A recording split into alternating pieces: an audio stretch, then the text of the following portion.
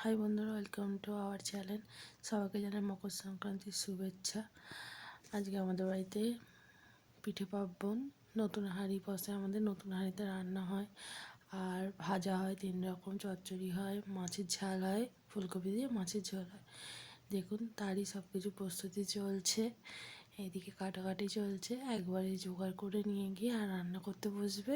আমাদের আজকে উনুন লিপো তো নেই, একবারে রান্না করে চলে আসতে হয়। এই দেখুন আমাদের পুকুর থেকে মাছ ধরে এনেছে, পুকুরে জাল দিয়েছিল, কত মাছ ধরেছে। তোমাদের সাথে জাল দেওয়ার ভিডিওটা শেয়ার করা হয় না। এদিকে দেখুন আদা জিরে চচ্চড়ির আনাজ ভাজা ফুলকপি সব কিছু কেটে নিয়ে চলে এসেছে।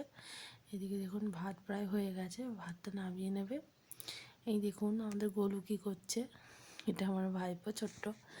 দেখুন দুষ্টুমি করছে, একদম থাকতে চাইছে না, কোলে করে ঘুরবে। ওর মা রান্না করছে, ওর মাকে ডাকছে ওই ওই করে। দেখুন আলু ভাজার কাটা হয়েছে, এখানে মাছগুলো আমি কেটে নেব। দেখুন সিম অর্ধেক ভাজা হয়ে গেছে, এদিকে আলুতে নুন হলুদ মাখিয়ে রেখেছে, ভাত হয়ে গেছে। এইদিকে সব জোগাড় করে নিয়ে এখানে বসা হয়ে গেছে। এই দেখুন এখানে সিম ভাজছে, এবার আলুটা ভেজে নেবে। এই দেখুন আলুটা ভেজে নিচ্ছে। এইবার সব তুলে নিয়েছে। বেগুন এখনও ভাজা হয়নি, কিছুটা ভাজা হয়েছে, এখনও কড়াইতে আছে। এইবার আলু বেগুন সিম ভাজা হয়ে গেলে ওই তেলেতেই ফোড়ন দিয়ে দিচ্ছে, তেজপাতা শুকনো লঙ্কা আর 5 ফোড়ন। এতে চচ্চড়ির আনাজটা তুলে দেবে। চচ্চড়ির আনাজটা ভালো করে এই তেলেতে ভালো করে ভাজবে। চচ্চড়ির আনাজ যত ভাজা ভালো হবে তত টেস্ট হবে। দেখুন চচ্চড়িতে অনেক আনাজ হয়ে গেছে, পুরো এক কড়া ভরে গেছে। এবার এতে নুন দিয়ে দেবে, দেখবেন নুন দেওয়ার পরে কত কমে যাবে। এবার আমি এই দিকে এসেছি মাছ দেখতে, মাছ কেটে নিয়ে এসেছে মা। এই দেখুন এদিকে এসে দেখি চচ্চড়ি কত কমে গেছে। এবার আদা জিরেটা দিয়ে দিচ্ছে, দিয়ে চচ্চড়ির আনাজের সাথে ভালো করে মিশিয়ে নিচ্ছে। এরপরে হলুদ গুঁড়ো লঙ্কা গুঁড়ো দিয়ে দিল। লঙ্কা গুঁড়োটা যদিও বেশি হয়ে গেছিলো, অনেক ঝাল হয়ে গেছিলো। আমাদের আসলে নতুন হাঁড়ির রান্না আগে বলে ভাত বাড়াতে হয়, তার মানে পূর্বপুরুষকে ভাত দিয়ে আসতে হয় আগে, তবে আমরা খেতে পারবো, তার আগে চেখে দেখতে নেই। দেখুন ওই জন্য বুঝতে পারিনি, নুন ঝাল সব কিছু আন্দাজ করে দিতে হয়।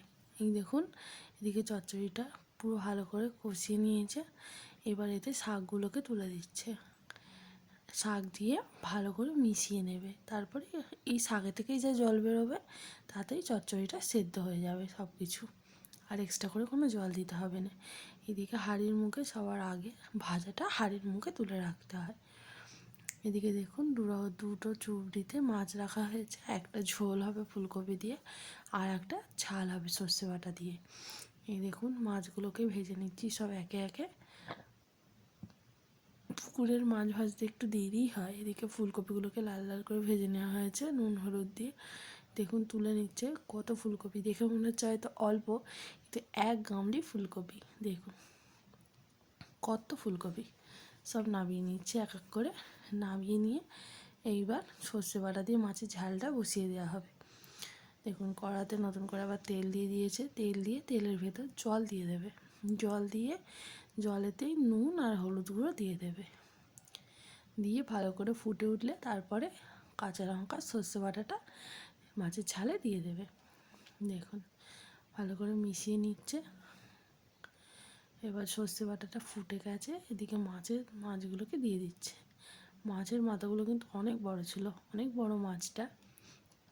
ফোনে হয়তো ছোটো লাগছে কিন্তু অনেক মাছ, আমাদের পুকুরে অনেক মাছ ধরা হয়। আমি জাল দেওয়ার ভিডিওটা নেক্সট কোনো দিন আপনাদের সাথে শেয়ার করব। দেখুন মাছ দিয়ে ভালো করে ফুটিয়ে নেবে, ফুটিয়ে নিলে ঝোলটা হয়ে যাবে। মাছের ঝালটা খুব টেস্টি হয়েছিল। আমাদের রান্না পুজোতেও এমন করে মাছের ঝাল হয়, খুব ভালো লাগে খেতে। এই মাছের ঝালটাও খুব ভালো হয়েছিল, দারুণ খেতে হয়েছিল। যদিও আমার খাওয়া গেছে ওই জন্যই বলতে পারছি। আমি ফার্স্টটা দেওয়ার সময় দেখে খুব লোভ লাগছিল। দেখুন মাছের ঝালটা টকবক করে ফুটছে, ফুটলে যত ফুটবে তত টেস্ট হবে। আবার বেশি ফুটলে আবার তেতোও হয়ে যায়, সর্ষে আবার কোনো সময় তেতোও হয়ে যায়। যাই হোক, এদিকে মাছের ঝালটা হয়ে গেছে, নামিয়ে দিয়ে এদিকে শুকনো লঙ্কা, তেজপাতা, জিরে ফোড়ন দিয়ে তাতে আলুটাকে ভেজে নিয়ে এবার তার উপর টমেটোটা দিয়ে দিয়েছে। টমেটোটা দিয়ে এবার আলুগুলোকে একটু ভালো করে ভেজে মশলা দিয়ে কষবে। এদিকে আমি চলে এলাম, আমার ভাই কান্না করছে।